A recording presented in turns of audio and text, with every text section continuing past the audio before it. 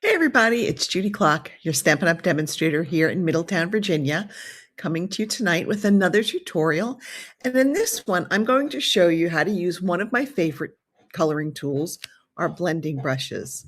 So let's switch out the cameras so we can see what we're going to be working with today. Here we go. So I like using blending brushes because I think it's a great way to add color, really kind of very easily. So I'm going to start here. I've got a piece of our thick basic white cardstock, and I've used another piece of cardstock to create a mask. I cut a piece that was I guess it's the Retired Pretty in Pink, and I used our Spotlight on Nature dies to just die cut a circle. And I'm going to just place that kind of over my card base on the front of it. Then I'm going to use a couple of light colors. I've got some Balmy Blue and some Lemon Lolly. And I'm just going to take and I'm going to pick up some color with my blending brush. And I'm going to start kind of off my paper using a circular motion. And then I'm just going to go ahead and add some color using my blending brush. This is going to be a very light shade of yellow. You can add as much or as little as you want.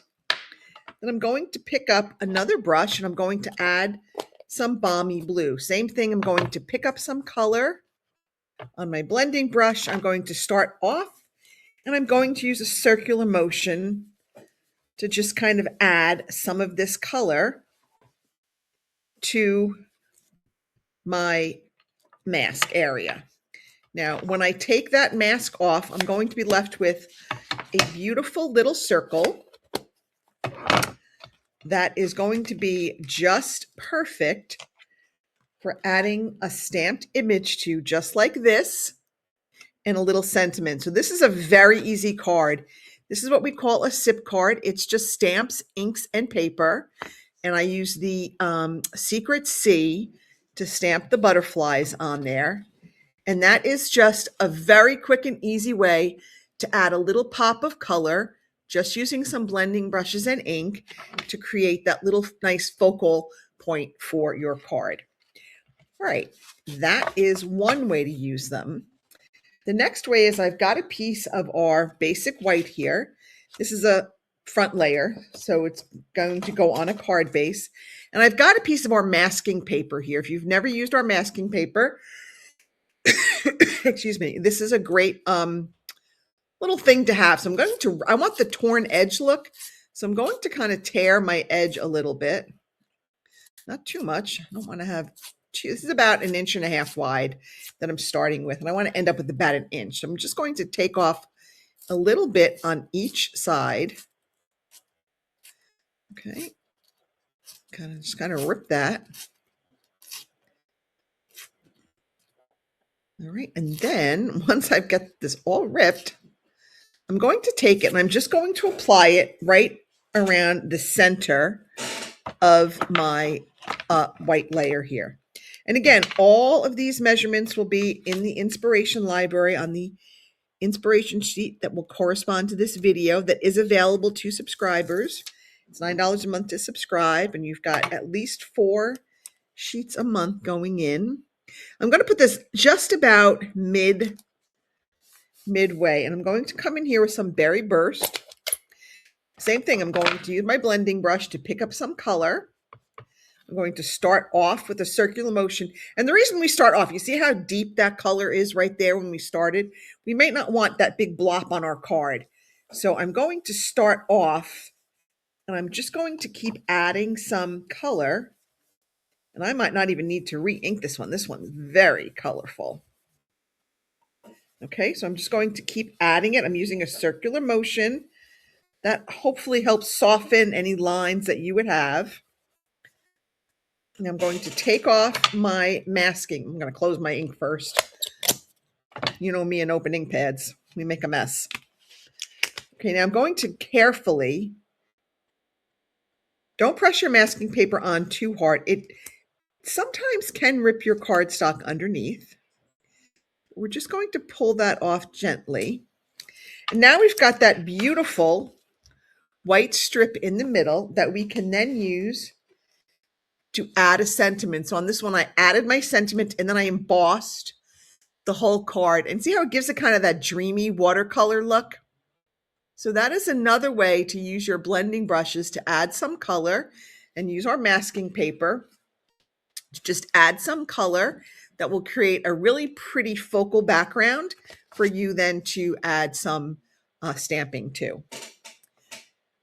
Another way to use it is I wanted to create a background that kind of was I wanted to use it as a pop-up, like a background for a die cut. So I just took a piece of our basic white. And again, I'm just going to take some of our different colors here. I don't really have all the colors. This will be a little bit different. But I'm just going to, again, start off. I'm just going to add some color. And I'm just going all over because I may either die cut this or I may just put this behind a pop-up. But I've got a whole bunch of different colors here. I'm going to use a little of our Azure Afternoon, kind of create that, maybe that evening sky look. Again, picking up the color, starting off, and just adding some color. Let's come back in with a little berry burst. Let's kind of add that night sky, that sort of that twilight look where the sky is just beginning to turn all different shades. And actually, I think I have enough ink on here. I'm just going to go ahead and add some of this. And see how we're just creating that little kind of night sky background? And then you could take it and do something like this. I've added the die cut in front of it. I've kind of got those deep, dreamy evening sky colors. I added some Wink of Stella. A little too much because my Wink of Stella kind of leaked, but I wanted to just have some splatters on it. Got some bigger ones than I had anticipated. But that is another way where you can just sort of create that background to add a little bit of depth and dimension to your focal image. Okay, and then lastly, I've got here, it's another masking technique. I'm dropping everything. But this is the all of Flutter. It has the 3 butterflies on one stamp set. So what I did was, I want to do it the right way. I'm actually going to stamp my butterflies first. If I can find my stamp set. I was using it last night. Here it is. I was using it last night on a live demo I did for Kevin Thiessen's Card a Day in May group. It was a kids card, and I was using the butterflies to make a bright and cheerful kids card. So I should have thought about this and left this out, but oh well. Hindsight's always 20/20. So I'm going to use my Secret C to stamp my butterfly image right on my basic white cardstock. Okay, now I'm going to come in here with the mask. Because these 3 are all on one image, we do have the solid butterfly stamp that will fill in these butterflies, but you have to do the same color. And I want it all different colors. So I'm going to put my mask on there. I'm going to use a little of our 3M tape here to just kind of hold it in place. This is great for holding die cuts in place or holding masks in place. Just however you want it. I'm just going to fix it. There we go.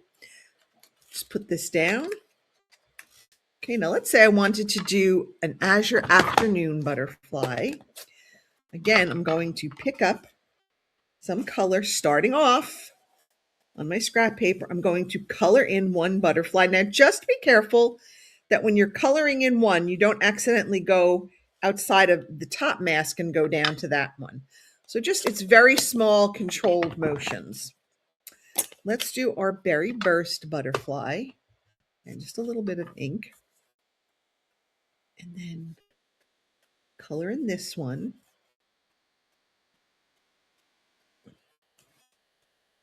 Isn't that pretty? This way you can get 3 different color butterflies quickly and easily using your blending brush. Let's do some lemon lolly on our last butterfly. This is a little bit more, looks like a little bit more blue. I must have had some blue left over on there. That's okay. Be more of a greeny butterfly. And now, before I punch these out, I would add some Wink of Stella. It's much easier to add the Wink of Stella when they're all on one piece. It's a bigger sheet of paper to hold. When you punch them out, obviously the butterflies are much smaller, and it's a little bit harder to put the Wink of Stella on the smaller pieces. So I put it on first, and then I kind of punch this out with the punch, which is way, way, way over here.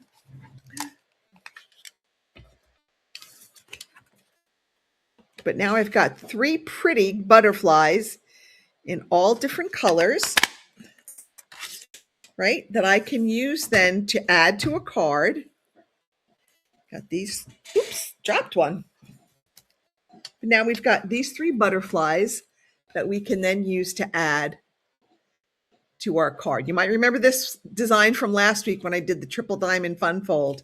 But I did color these butterflies the same way I did today with the blending brush. And that's kind of what gave me the idea for today's tutorial.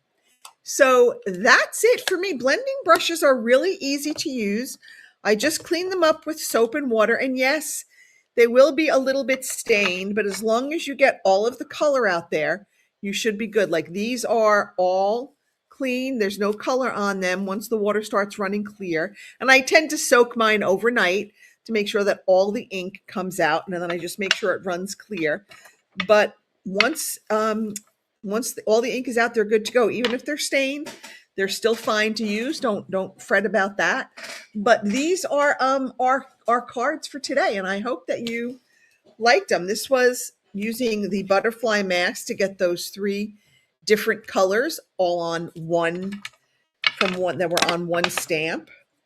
We did this one to do the background to add a nice focal point for our die cut. We used this one with the masking paper to create that pretty watercolor effect and have our white space there for our sentiment. And then we've got our really simple butterfly, just that really pretty focal point, that pop of color on a very simple stamps, inks, and paper card, a SIP card. And there's one more that I did. You might see this layout in June. But again, I used the blending brushes to kind of create the sky. And I wanted to pick up some of the colors from the designer series paper. So again, this was all done using some blending brushes. So if they're sitting in your stash, I encourage you to pull them out and give them a try. There's really no right or wrong way to use them. Just experiment and have fun. That's half the fun of card making, is just experimenting and having fun and seeing what you can create with them. That's it for me, everybody. Have a great night. I'll be back next week. Bye.